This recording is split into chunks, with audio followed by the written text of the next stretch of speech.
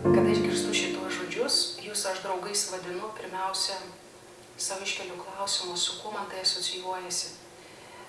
Ir pirmiausia pagalvoju apie savo draugus, kokie jie man buvo. Tai visų pirma, jie buvo tie, kurie skirdavo man laiko, kurie mokėjo būti su manimi, kurie nebijojo man paskambinti, į kuriuos aš galėjau kreiptis bet kuriuo metu, į kuriuos galėjau kreiptis klausdama patarimo ir pati jiems patardavau.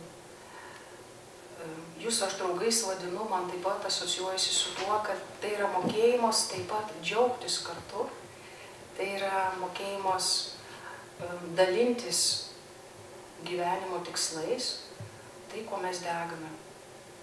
Tačiau kitas klausimas, kurį aš savo užduodu, o kaip yra su Jėzumi?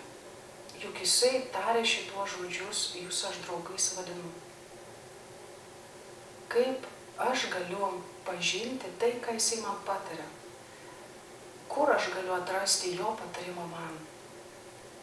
Ir mes turime didžiulę dovaną, Jėzaus dovaną paliktą, tai šventąjį raštą. Jo preikštą žodį mums, jo įgyvendintą žodį mums.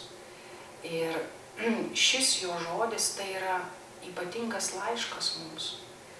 Laiškas, kurį jis kiekvieną kartą mums trokšta perskaityti mūsų širdims.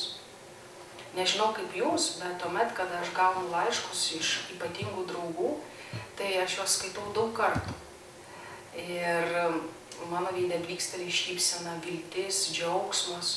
Kartais taip pat kyla klausimai, atsakymai.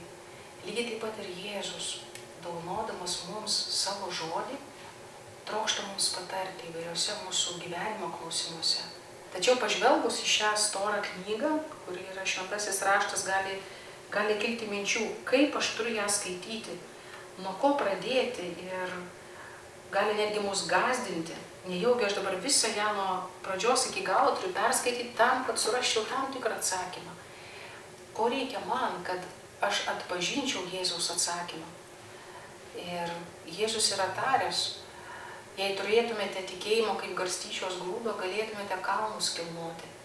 Taigi kiekviena situacija mūsų gyvenime gali atrodyti beviltiška, gali atrodyti gąsdinanti, reikalaujanti labai daug iš mūsų, didelės drąsos, tam tikrų apsisprendimų. Tačiau kaip aš turiu atpažinti tą Jėzaus atsakymą man, kuomet klausiu? Visų pirma, tai yra mano tikėjimas. Ar aš tikiu Jėzumi kaip draugu? O netgi jeigu ir tuomet, kai aš abejoju, labai yra svarbu tarti: Jėzau, padėk mano netikėjimui. Taigi pirmasis žingsnis, prisiliečiant prie šventojo rašto, tai yra nuoširdus kreipimasis: Jėzau, padėk mano netikėjimui. Jėzau, padėk mano baimėje. Jėzau, padėk mano neviltyje. Aš tikiu, kad tu esi čia su manimi. Taigi šis pirmasis žingsnis, po kurio svarbu, jeigu yra galimybė atsiversti tos dienos Evangeliją, o jei tokios galimybės nėra, pasirinkti, pavyzdžiui, Luko Evangeliją ar Morkaus Evangeliją ir tiesiog skaityti su atvira širdimi. Tai jokių būdų nėra tiesiog magiškas žingsnis, kur mes atsiverčiam ir iškart turėtų magiškai ateiti atsakymas. Labai yra svarbu atsivertus, skaityti nuosekliai ir žiūrėti, kas vyksta mano širdyje. Ką Jėzus man nori pasakyti. Galbūt tai nebus tiesioginis atsakymas, aš noriu dviračio ir ką man dabar, kurią markę man rinktis. Ne apie tai eina kalba, bet kaip man elgtis, kokia mano širdies nuostata turėtų būti. Kaip aš turėčiau mąstyti, ką aš turėčiau rinktis, kokias vertybės. Taigi, tokiu būdu skaitant su atvira širdimi, Jėzus mums duoda atsakymą, jis paliečia mūsų širdį ir protą. Ir tikrasis švento rašto skaitimas veda prie apmąstymų. Tai verčia mane mąstyti, ką ir kodėl aš darau. Ir taip pat veda link gyvenimo pasikeitimų, link rinkimusi, tačiau kitokio negu įprastai. Taip pat šią draugystę su Jėzumi galima būtų palyginti su degančia ugnimi. Kaip kiekvienoje draugystėje tarp mūsų draugų mes matome, kad atsiranda tam tikri mūsų panašumai. Mes pradedame svajoti, atsiranda tam tikros svajonės viena kryptimi. Galbūt netgi draugai, kurie padeda mums siekti vieno tikslo. Taigi tai yra degimas viena liepsna. Taip ir Jėzus mus kviečia per savo žodį, per bendravimą su juo, per patarimo įsiklausimą, kviečia tapti kaip jis, degti jo meilę, būti viena liepsna su juo.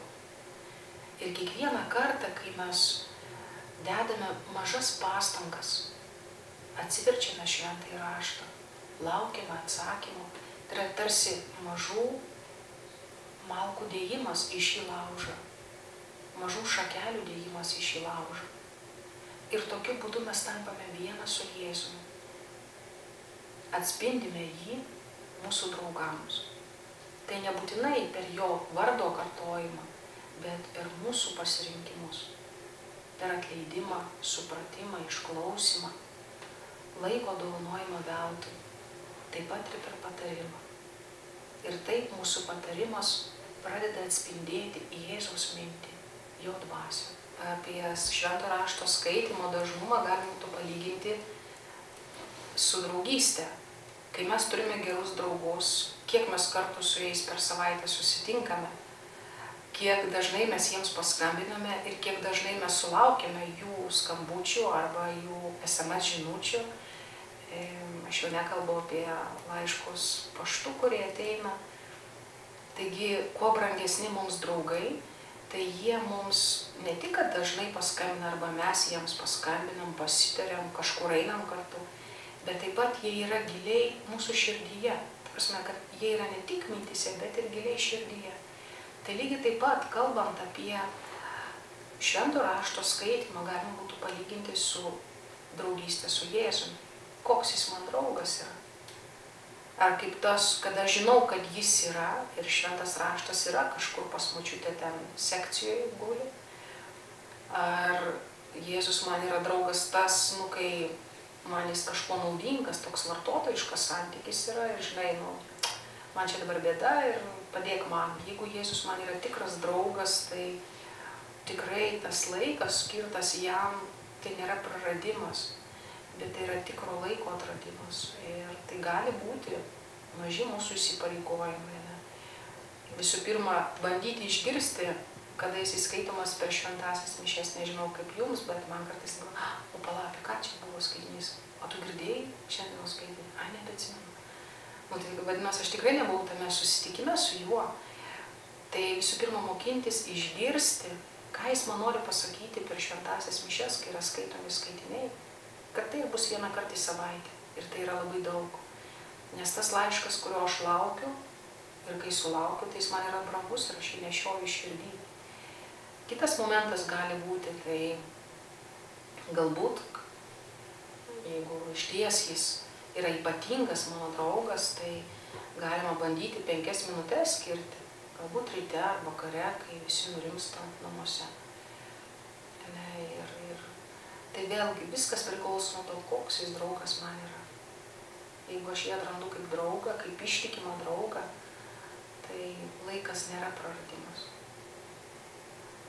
Bet mes atrandame naujai ir save, ir jį, ir visą tai, ką mes turime.